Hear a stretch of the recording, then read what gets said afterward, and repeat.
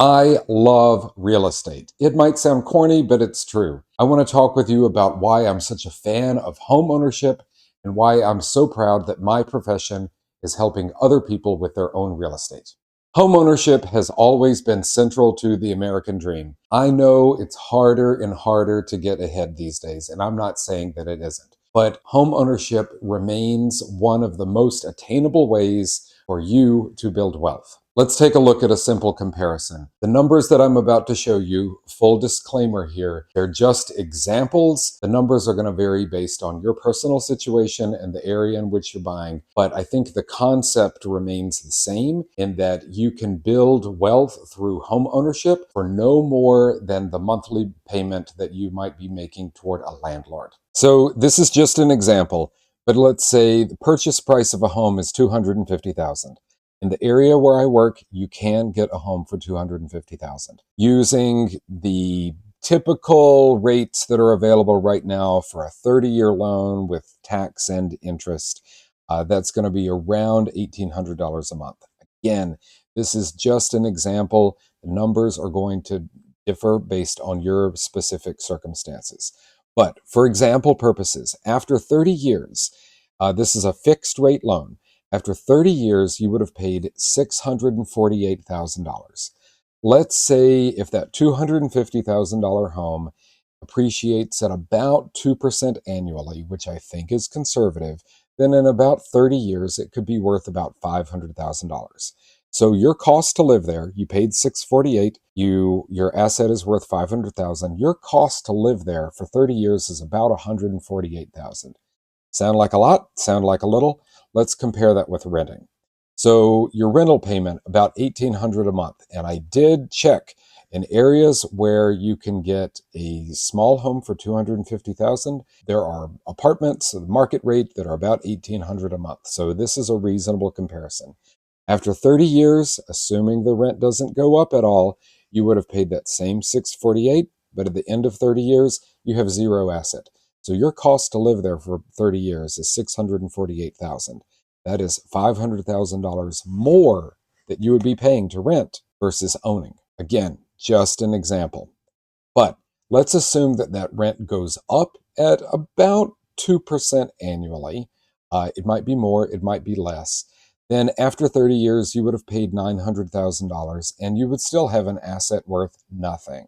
But let's look at, say, 500,000. There are several areas where you can hardly get a home for less than around 300, and 500 is going to be closer to the median. So let's just look at that.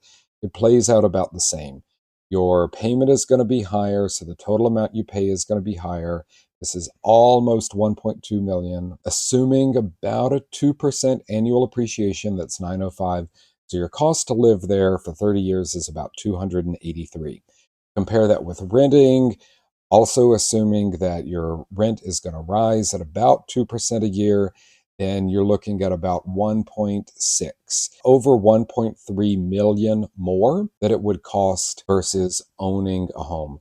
And this is why I think that home ownership is such a great investment for people, because you're going to be paying a monthly living cost regardless. Once again, these are just examples. Numbers are going to vary based on your circumstances. So I want to bring it home with a little bit of personal experience.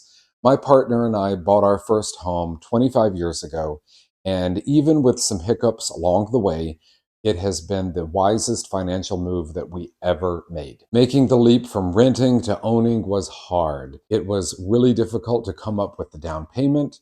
We didn't use any first-time homebuyer programs, and I wish that we had. We didn't even know about them at the time. And honestly, I think we bought too much house when we bought our first house, and we ended up house poor for a long time. And I want to help you not make those same mistakes. Along the way, I made a lot of improvements to the home, and a lot of those were just money down the drain. I didn't have anybody advising me on resale value of things that I might be doing to the home. And several improvements that I made, even though we enjoyed them, they ended up costing us because I had to undo or redo a lot of those when we ultimately did get ready to sell. I wish that I had had a real estate professional advising me during my years of homeownership at the first home, because I think that I could have built much more wealth by understanding the resale value of potential improvements. And so this has caused me to want to offer those services to homeowners that are within my circle, even years before they might be interested in selling. Getting the most out of your real estate isn't just at the moment of purchase and at the moment of sale, but it can be in the months or years leading up to that and all the time in between. Long before I entered the field of real estate, I was a landscape architect, and I made a video about that. And then later on, I specialized in green infrastructure. I made another video about that. In both of those fields, I was focused on the built environment, which is adjacent to real estate. In the 90s and early 2000s, I was really focused on the environment, and I still care about the environment a lot. But these days, my focus is much more on community. We are in an era of rising wealth inequality, where a huge amount of wealth is going to the top of the economic scale, and it's getting harder for people to get ahead. We're seeing younger people delay home ownership and renting for much longer because they think that home ownership is less attainable. It is difficult, but it is not insurmountable.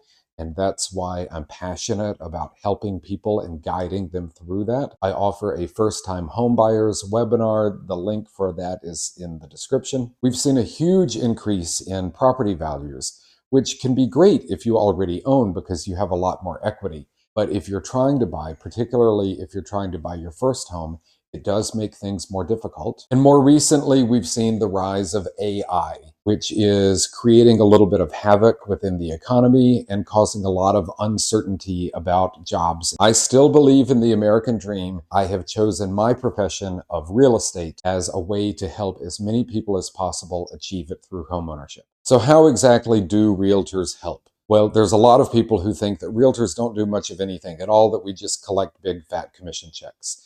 The truth is that realtors, at least good agents, see their job as navigating you through the most complex legal and financial transaction that most people ever undertake to ensure that you get the most successful outcome. Realtors also stand up for property rights. We lobby for the mortgage interest tax deduction, reasonable capital gains regulations, the homestead exemption, first-time buyer programs, and property tax deductions. Those are all ways to protect real estate as a good investment for people so that you can build personal wealth. So now you know why I'm so proud to be a realtor. I work with buyers and sellers in Virginia, always with the aim of helping you get the most out of your real estate. My webpage is bradgarner.com. The link is in the description. And if you made it all the way to the end of this video, please subscribe. It really helps me get the message out to a broader audience.